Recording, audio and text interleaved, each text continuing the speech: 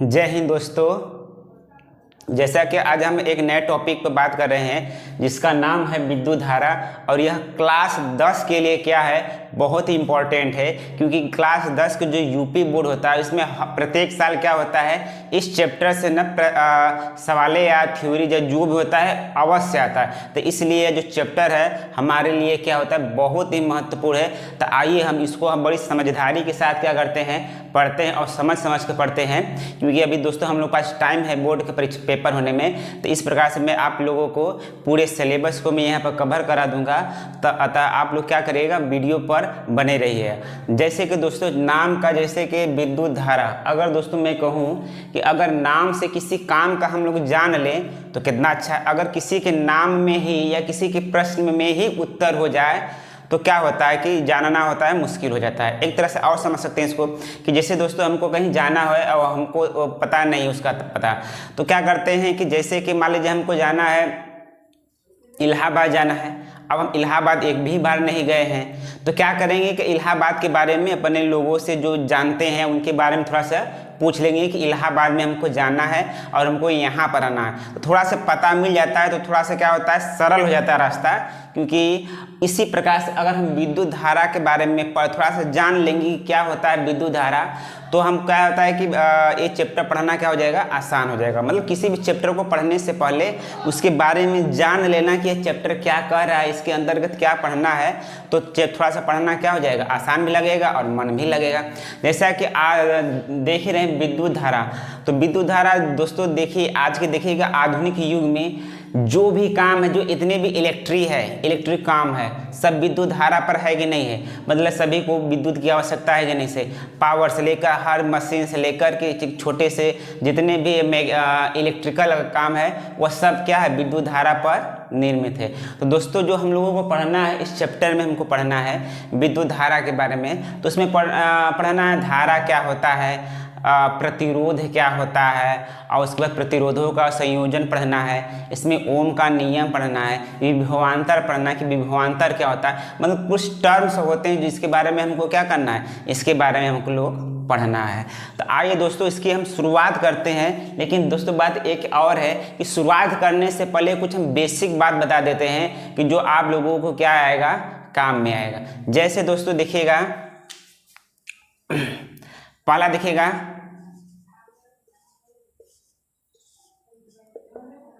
पदार्थ ना। अब जैसे थोड़ा सा एक फिजिक्स का है तो थोड़ा सा पदार्थ पार्ट आ गया, तो पदार्थ क्या होता है तो इसको हम बताते हैं। पदार्थ वह गुण होता है जिसके कारण, देखिए दोस्तों मैं एक चित्र के माध्यम से इसको मैं आपको समझा देता हूँ। जहाँ से मैं बोलूँगा वहाँ से आपको लिखना है। जैसे मान लीजिए क्या दोस्तों हो गया आपका पदार्थ, क्या हो गया, पदार्थ। तो पदार्थ किसे कहते हैं, तो पदार्थ वह, देखिएगा पदार्थ वह है जिसमें क्या होता है आपका, जिसमें आपका भार होता है। दूसर का जो स्थान घेरता हो, जो क्या घेरता हो, स्थान घेरता हो। तीसर का बात क्या है, जिसे हम अपनी ज्ञानेंद्रियों की सहायता से,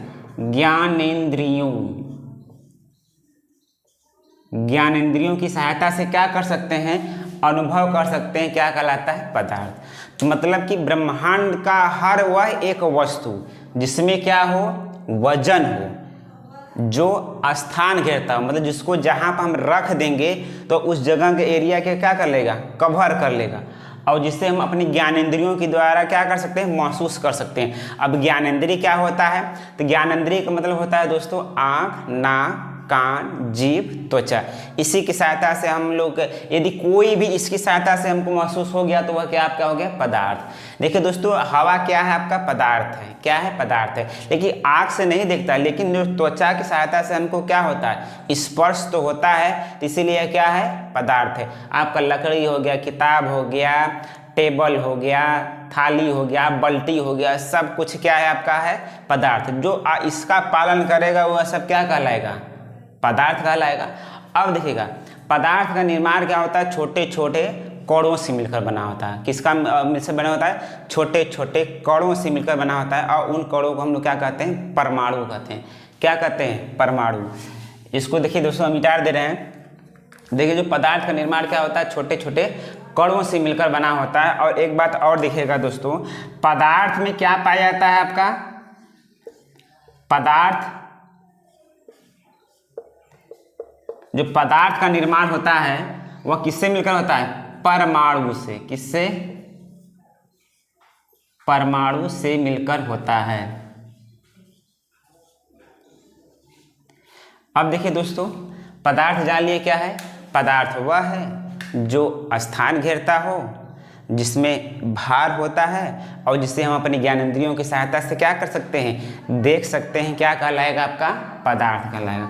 तो पदार्थ का निर्माण छोटे छोटे कणों से मिलकर होता है और जिसे हम क्या कर सकते हैं, परमाणु के नाम से क्या कर सकते हैं, छोटा छोटा जो पदार्थ सूक्ष्मतम कण है उसे हम परमाणु के नाम से दे सकते हैं। लेकिन दोस्तों ये भी बात है कि जो परमाणु है, परमाणु भी क्या है, विभाज्य है। परमाणु भी क्या है, विभाज्य है। इसे हम छोटे छोटे भागों में क्या कर सकते हैं, तोड़ सकते हैं, जिसमें से इलेक्ट्रॉन, प्रोटॉन और न्यूट्रॉन, ये 3 मौलिक कण हैं जो हमारे लिए क्या होते हैं, बहुत ही इंपॉर्टेंट होते हैं।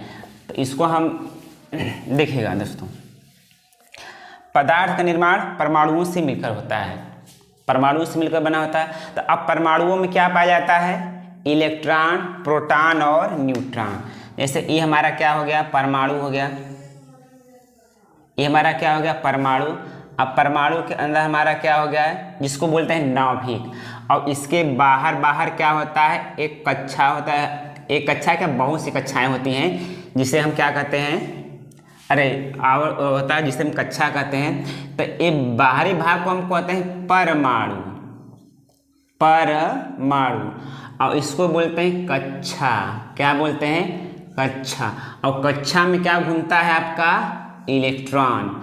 मतलब नाभिक के बाहर कक्षाएं होती हैं जिसमें से इलेक्ट्रॉन क्या करते हैं, घूमते चक्कर लगाते रहते हैं। और दूसरी बात, और इस नाभिक के अंतर्गत क्या होते हैं, तो प्रोटॉन होते हैं और क्या होते हैं, न्यूट्रॉन होते हैं। दोस्तों क्या होते हैं, प्रोटॉन होते हैं और न्यूट्रॉन होते हैं। देखिएगा, जो हमारा इलेक्ट्रॉन है, इलेक्ट्रॉन है, तो इलेक्ट्रॉन पर आवेश -1.6 × 10⁻⁻19 कूलाम होता है।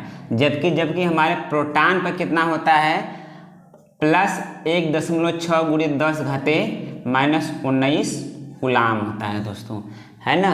तो और जो न्यूट्रॉन है, न्यूट्रॉन होता है उदासीन। क्या होता है दोस्तों, उदासीन होता है। तो अभी इसको लिखना नहीं है, पहले हमको समझा लेने दीजिए, तब हम क्या करेंगे, आपको हम लिखवाते ही चलेंगे, आपका नोट्स भी बनाएंगे, ठीक ना। तो थोड़ा सा इसके बारे में हम लोगों को जान लेना है।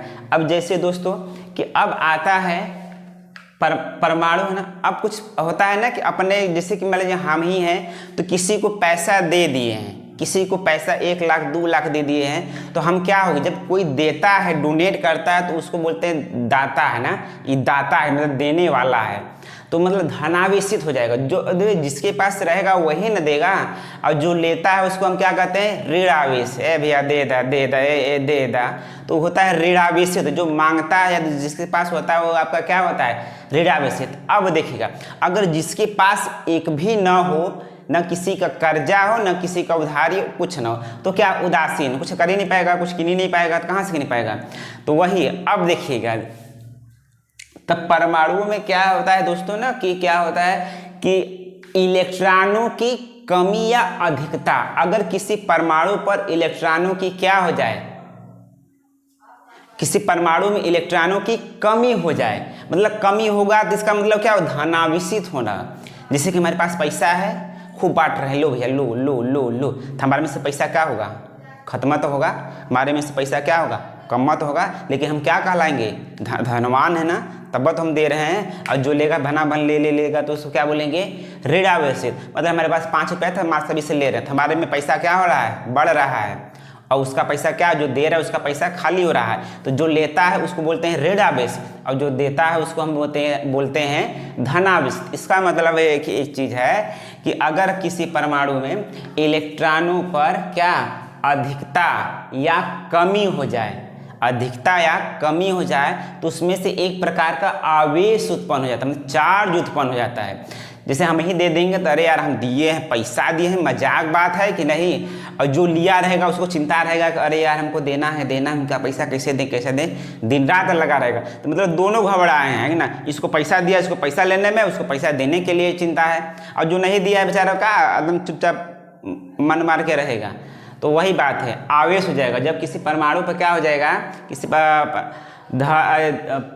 क्या बोलते हैं कि इलेक्ट्रॉन की क्या हो जाए, अधिकता हो जाए, या तो क्या हो जाए किसी पदार्थ पर इलेक्ट्रॉन की क्या हो जाए, कमी हो जाए, तो उस पर क्या उत्पन्न हो जाता है, एक प्रकार का धनावेश उत्पन्न हो जाता है, धनावेश या ऋणावेश उत्पन्न हो जाता है।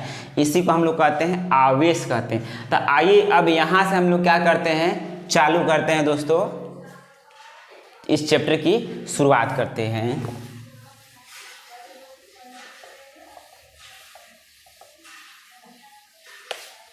देखिएगा, आइए दोस्तों लिखते हैं, 1 मिनट।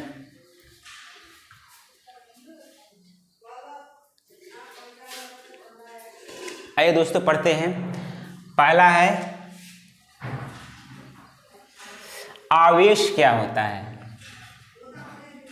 आवेश,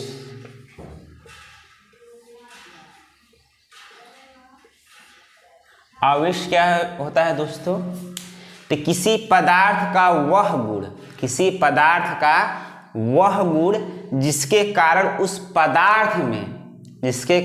पदार्थ में विद्युत क्षेत्र या चुंबकीय क्षेत्र उत्पन्न हो जाता है, उसी को हम लोग क्या बोलते हैं, आवेश। मतलब पदार्थ का वह गुण, पदार्थ का वह गुण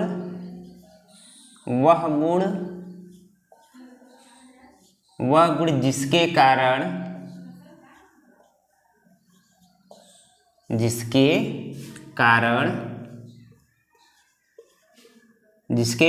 उसमें विद्युत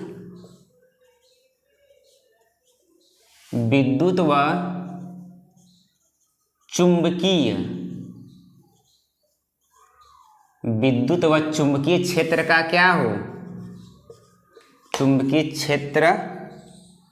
विद्युत चुंबकीय क्षेत्र उत्पन्न हो,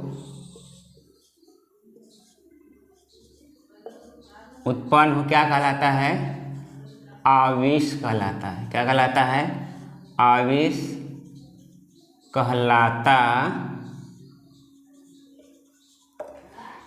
क्या है दोस्तों, पदार्थ का वह गुण जिसके कारण उसमें विद्युत व चुंबकीय क्षेत्र उत्पन्न होता है, क्या कहलाता है, आपका आवेश कहलाता है। जैसे दोस्तों इसका मतलब क्या होता है, जैसे आवेश का मतलब देखिए, विद्युत व चुंबकीय क्षेत्र का मतलब क्या होता है, जैसे कि दोस्तों आप लोग हाई टेंशन तार देखे हैं, ऐसे मतलब ऐसे खंभा गड़ा रहेगा, ऐसे रहे तो उस पर से क्या रहेगा, जो लाइन होती है ऐसे गई रहती है, हाई टेंशन जो बड़े बड़े खंभों पर जो लगा रहता है, तो उसके ग्राउंड लेवल से ऊपर लिखा होता है, यहाँ पर लिखा रहता है खतरा। क्या लिखा रहता है, खतरा।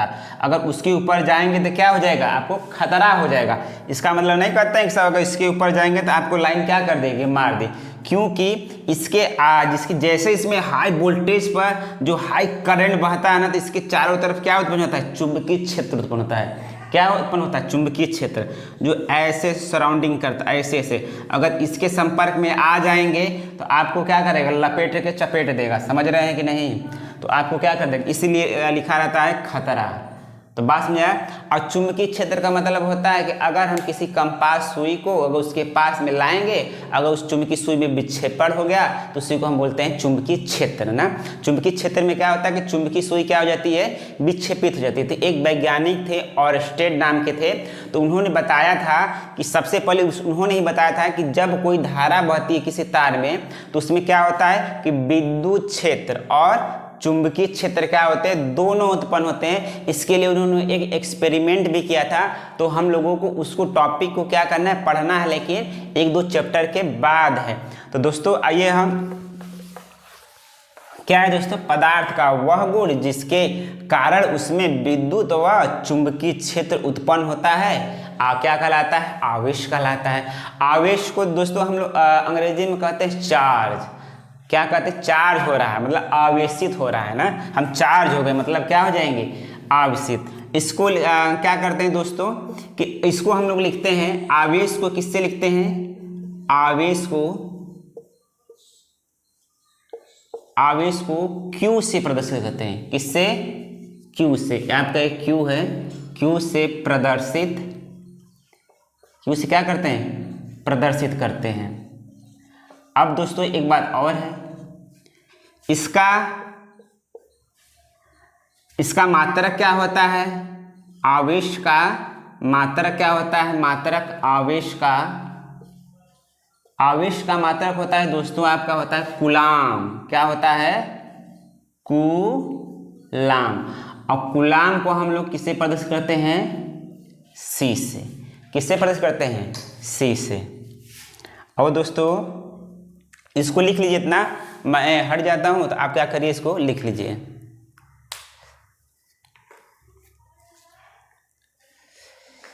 इसमें एक पॉइंट और जोड़ दीजिएगा, राशि कौन सी है, राशि आवेश जो है कौन सी राशि इसका है, अदिश राशि। क्या है आपका, अदिश। थोड़ा सा मात्राएं गलत हो सकती है दोस्तों, क्योंकि थोड़ा सा हिंदी लिखने में मात्रा गलती हो जाता है, तो उसको आप क्या करिएगा, ध्यान में रखिएगा, है ना। तो बस आप कॉन्सेप्ट पर देखिए, ध्यान दीजिए। एक क्या करिए, आवेश की परिभाषा लिख लीजिए और उसके क्या कर लीजिए, इतना लिख लीजिएगा। वीडियो को क्या कर लेगा दोस्तों, रोक कर क्या करिए, इसको लिख लीजिएगा।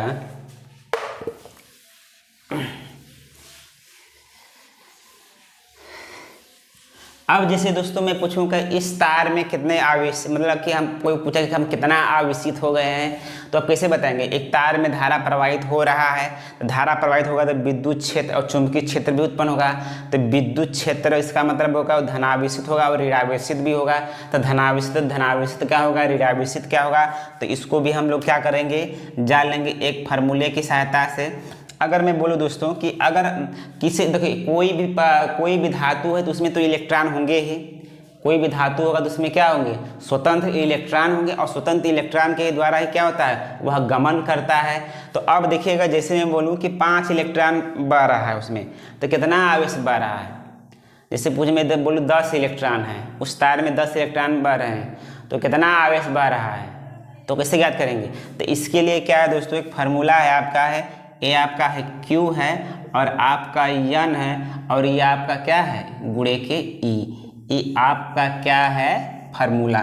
जहाँ पर Q दोस्तों आपका क्या है, तो Q होता है आपका आवेश। क्या है आपका, आवेश। और दोस्तों N क्या है आपका, तो इलेक्ट्रॉन। इसको E से मतलब होता है इलेक्ट्रॉन की, नंबर ऑफ इलेक्ट्रॉन, इलेक्ट्रॉन की संख्या है। क्या है, इलेक्ट्रॉन की संख्या है। और जो E है, E का मतलब होता है इलेक्ट्रॉन पर आवेश। तो इलेक्ट्रॉन पर आवेश कितना होता है, -1.6 गुणे 10⁻⁻19 कूलाम।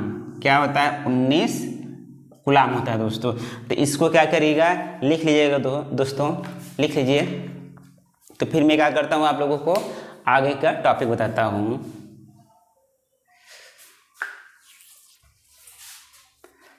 हो गया दोस्तों, Q बराबर आपका क्या हो गया, N हो जाएगा, जहाँ पर Q क्या है आपका आवेश है, N क्या है आपके इलेक्ट्रॉन की संख्या है, और इलेक्ट्रॉन पर आवेश कितना होता है, तो 1.6 गुणे 10⁻⁻19 कूलाम। मतलब ये फिक्स है, मतलब कि सवाल में आपको दे चाहे न दे, लेकिन मान आपको क्या हो जाए, फिक्स। जैसे G का मान, पृथ्वी के लिए G का मान क्या होता है, फिक्स होता है, उसी तरह से इलेक्ट्रॉन पर आवेश से क्या आपका फिक्स है। आपको दे चाहे न दे, आपको क्या करना है, मान याद कर लेना है।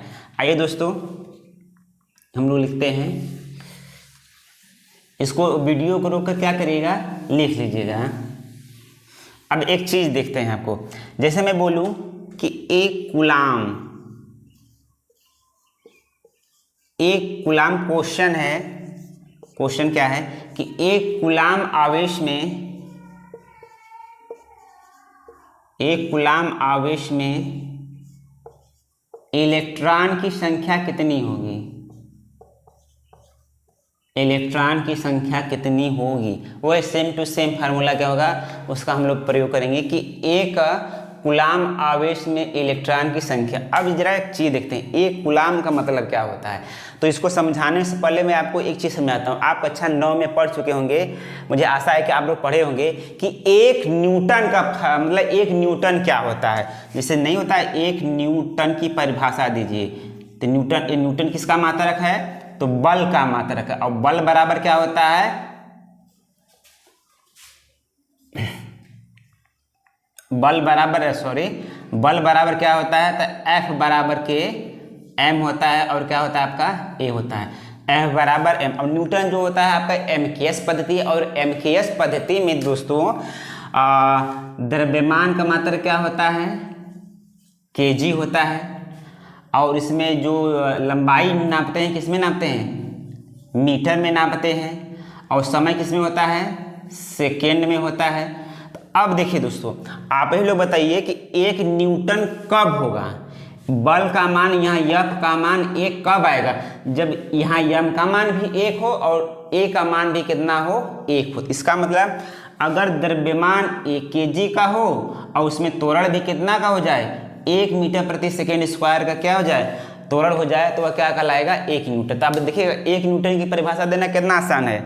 F बराबर होता है m a, तो m का मान 1 और a का मान भी कितना हो जाए, 1। इसका मतलब है कि 1 न्यूटन बल वह बल होता है जिसमें 1 kg द्रव्यमान के पिंड में, 1 kg क्योंकि द्रव्यमान MKS में है ना, क्योंकि 1 kg के द्रव्यमान के पिंड में कितना का त्वरण उत्पन्न हो जाए, 1 मीटर प्रति सेकेंड स्क्वायर का क्या हो जाए, त्वरण उत्पन्न हो जाए। तो उसी को हम लोग क्या कहते हैं, 1 न्यूटन की परिभाषा देते हैं। तो उसी प्रकार से दोस्तों क्या होगा कि अगर हम क्या बोलेंगे कि एक कूलाम आवेश में इलेक्ट्रॉनों की संख्या क्या होगी, तो बहुत ही सिंपल सा है दोस्तों। देखिए कि एक कूलाम को जो आवेश है, एक कूलाम आवेश है, तो इसका मतलब Q बराबर आपका क्या दिया है, 1 दिया है। Q बराबर आपका दिया है 1।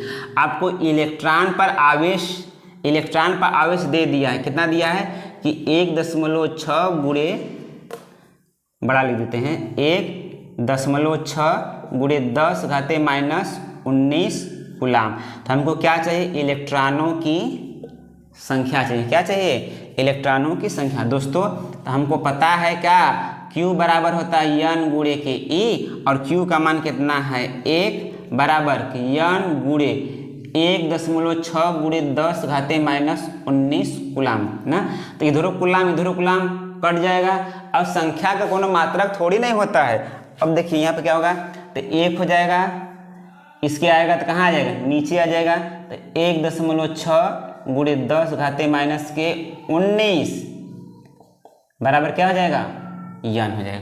अब दोस्तों देखिएगा, अगर इसका आप भागा देंगे तो कितना इलेक्ट्रॉन हो जाएगा, तो आपका N का मान आ जाएगा 6.25 गुणे 10 घाते कितना 18, कितना जाएगा 18 इलेक्ट्रॉन। इसका मतलब समझ लीजिए कि अगर एक कूलाम आवेश है तो उसमें इलेक्ट्रॉनों की संख्या कितनी है, बहुत ज़्यादा है। 6.25 गुणे 10 घाते कितना हो जाएगा दोस्तों, आपका 18 इलेक्ट्रॉन हो जाएगा। कितना, 6.25 गुणे 10 घाते क्या हो जाएगा, 18 आपका इलेक्ट्रॉन हो जाएगा। इसको लिख लीजिए दोस्तों। तो वीडियो को रोक करके क्या करिएगा, इसको लिख लीजिएगा। हम लोग क्या करते हैं, आगे की ओर बढ़ते हैं। हो गया ना दोस्तों। तो अब ए पार्ट याद रखना हमेशा। डायरेक्ट आपको एग्जाम में बहुविकल्पी के रूप में पूछ सकता है कि एक कूलाम आवेश में इलेक्ट्रॉनों की संख्या होती है 6.25 गुणे 10 घाते 18, कितना 6.25 गुणे 10 घाते 18, कितना 6.25 गुणे 10 घाते 18 इलेक्ट्रॉनों की रहेगी संख्या। कितना में, एक कूलाम आवेश में इलेक्ट्रॉन की संख्या कितना होती है, 6.25 गुणे 10 घाते 18।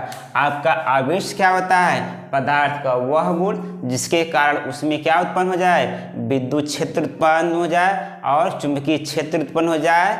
तो इसी गुण को हम लोग क्या कहते हैं, आवेश कहते हैं। तो उसमें क्या उत्पन्न हो जाता है, आपका आवेश उत्पन्न होता है। पदार्थ का वह गुण जिसके कारण उसमें विद्युत व चुंबकीय क्षेत्र उत्पन्न हो जाता है, तो उसी को हम लोग कहते हैं आवेश। यह कैसे उत्पन्न होता है? तो इलेक्ट्रॉनों के अधिकता या कमी के कारण होता है, आवेश उत्पन्न होता है। उसी आवेश के उत्पन्न होने के कारण उसमें तो विद्युत व चुंबकीय क्षेत्र क्या होता है? उत्पन्न हो जाता है। तो आइए इसमें हम क्या करते हैं, आगे की ओर क्या करते हैं, बढ़ते हैं। इसको आशा है कि वीडियो को रोक करके क्या कर लीजिएगा, इसको रोक लिया करिए। अब एक दोस्तों मैं आपसे एक चीज़ पूछता हूँ कि जो पदार्थ परमाणु जो होता है उदासीन होता है ना, परमाणु क्या होता है? उदासीन। भगवान ने जो भी बनाया है बड़ा ही सोच समझकर बनाया है। परमाणु उदासीन होता है। क्या होता है? उदासीन होता है। क्या होता है? उदासीन होता है। क्यों? अब क्यों लग गया भैया? उदासीन होता है क्यों? कौन? परमाणु। क्या? परमाणु उदासीन होता है क्यों? आखिर क्यों परमाणु उदासीन होता है? तो बहुत सिंपल सा लॉजिक सा है कि ये हमारा क्या है?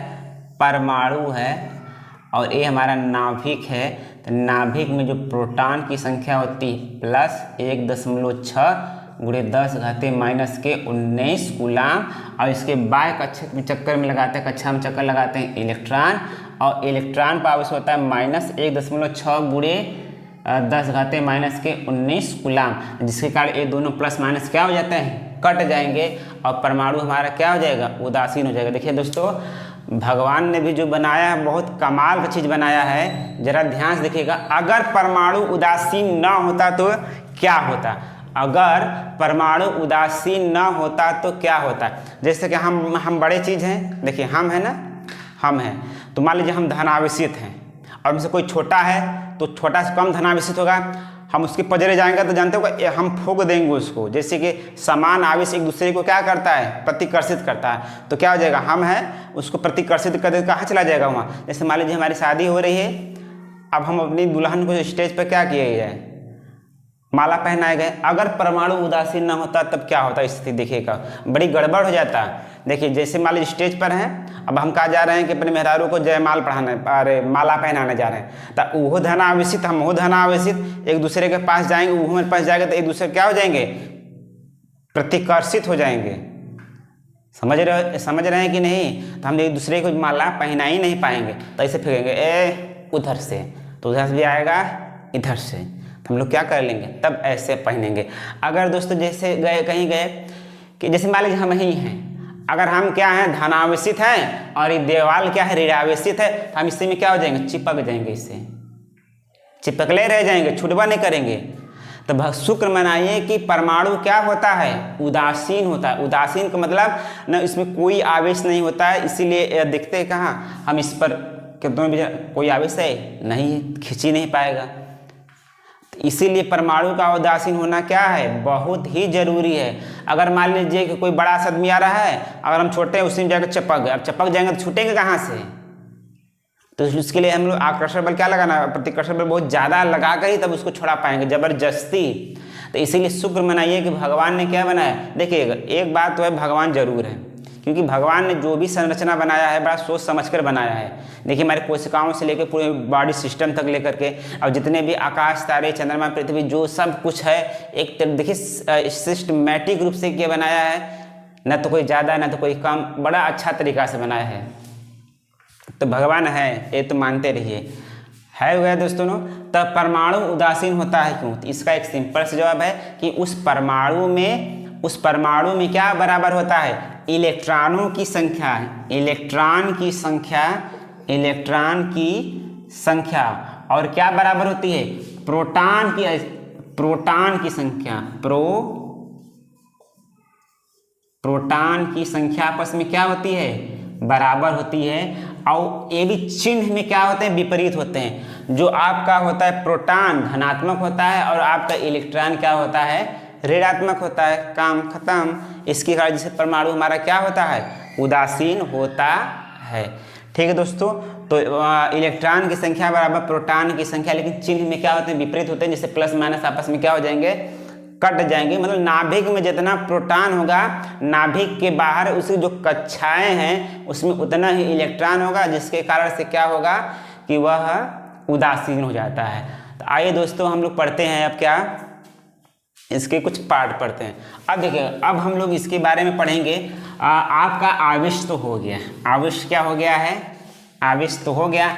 आवेश क्या होता है, देखिए आवेश कब उत्पन्न होगा, जब किसी परमाणु में इलेक्ट्रॉन की अधिकता या कमी हो जाए तो उसी को हम लोग क्या बोलते हैं, आवेश बोल देंगे। और उसके कारण क्या उत्पन्न हो जाता है, चुंबकीय और विद्युत क्षेत्र का उत्पन्न हो जाता है। तो वही तो कारण है, अगर हमको कोई पैसा मार दे देगा तो मार आवेश है, मार धर के फौकेंगे इधर से उधर, मार खर्चा करेंगे, थार के लिए 4-5 थार ले आएंगे, समझ रहे हैं कि नहीं। अगर हमारे पास देखिएगा आवेश का मतलब होता है कि अगर हमारे पास क्या आ जाए, खूब पैसा आ जाए, आवेशित हो जाए, मार फौकेंगे नहीं, हम आवेश चार्ज हो गए एकदम पूरा भरपूर, जहाँ मन तहाँ जाएंगे, मार शॉपिंग करेंगे, इधर से उधर करेंगे, मार थार गाड़ी किन के क्या करेंगे, रख देंगे, अपना पूरा शौक पूरा कर लेंगे, क्योंकि पैसा आ गया, हम बहुत तेज हो गए हैं, समझ रहे हो कि नहीं। और ये आपका जो ऋणावेशित होता है तो ऋणावेशित में कर्जा आ गया, क्या करे, इसका भरना उसका भरना, बैक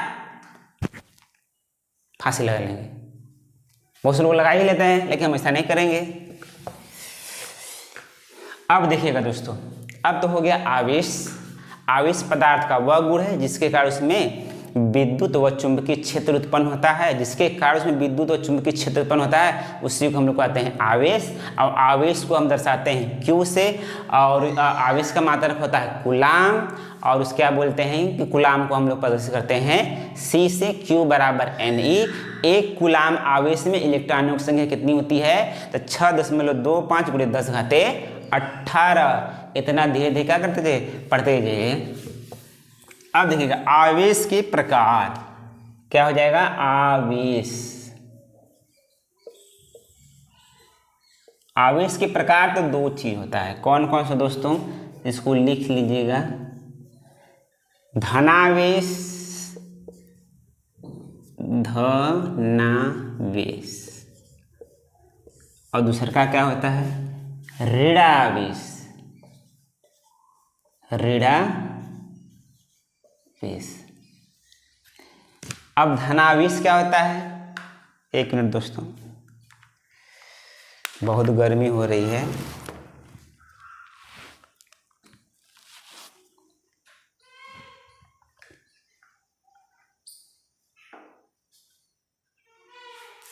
देखिए धनावेश क्या होता है कि अगर किसी भी पदार्थ में अगर किसी भी पदार्थ में इलेक्ट्रॉनों की क्या हो जाए, देखिएगा मान लीजिए हमारा कोई एक पदार्थ है, ये आपका क्या है, पदार्थ है, तो पदार्थ में क्या हो जाए, इलेक्ट्रॉनों की कमी हो रही है, मतलब इसमें से इलेक्ट्रॉन क्या कर रहे हैं, निकल रहे हैं, तो भैया जो देगा तो आपका क्या कहलाएगा, धनावेश। क्या कहलाएगा आपका, धनावेश,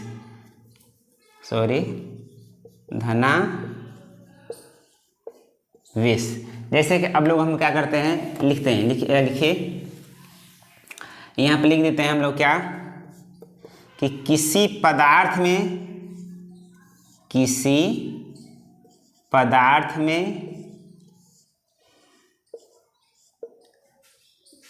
इलेक्ट्रॉन की संख्या में कमी होना, इलेक्ट्रॉन की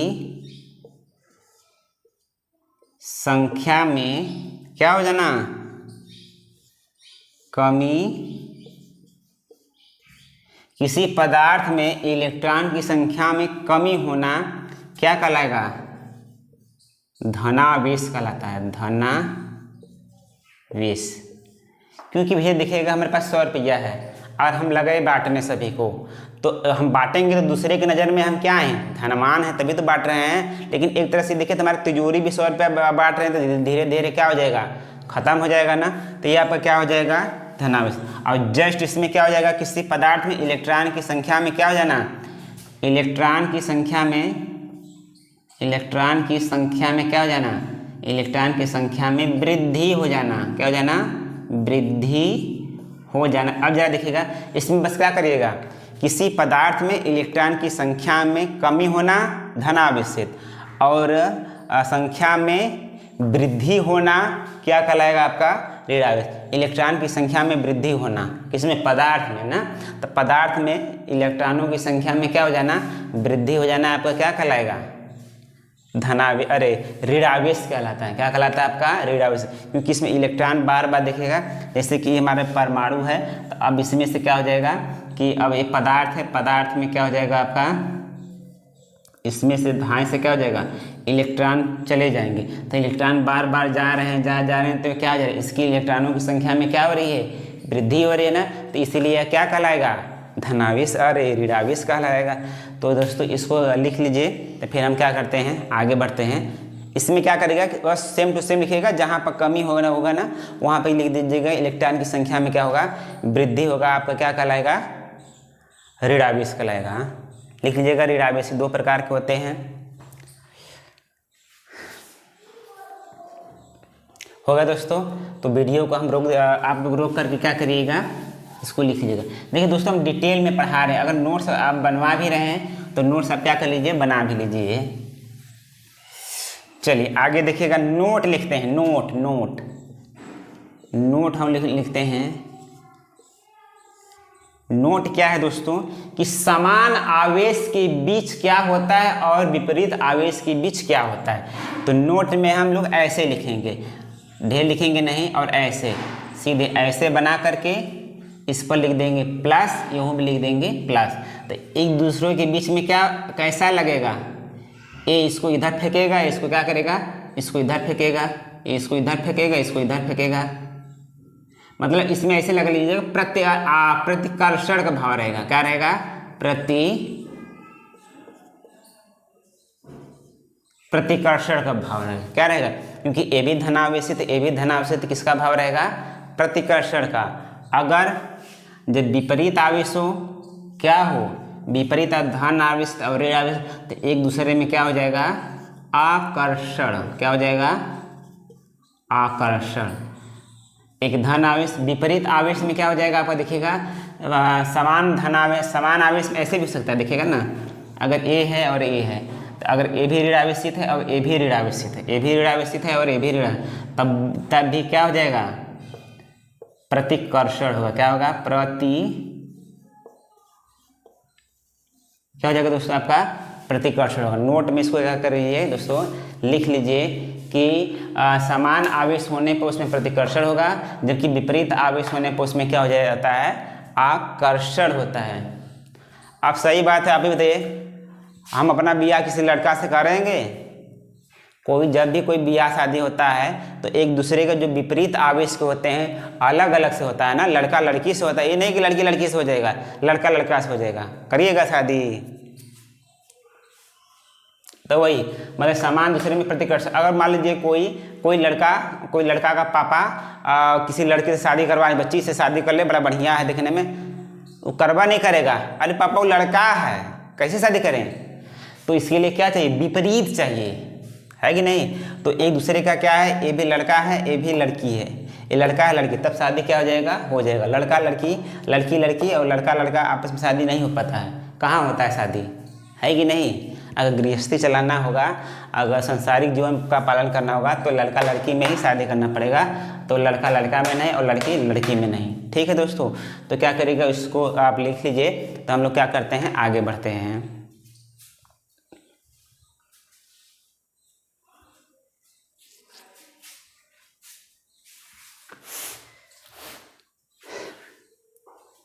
चलिए ठीक है दोस्तों, इसके बाद का जो टॉपिक है, आज पार्ट 1 पढ़ाए थे। आज पार्ट 1 में आपको थोड़ा सा समझाए थे कि क्या होता है विद्युत के बारे में, तो थोड़ा समझाने में हमको लगा अगली बार से जब हम अगला कल या नेक्स्ट जो वीडियो आएगा आपका, तो उसमें क्या करेंगे दोस्तों कि हम आपको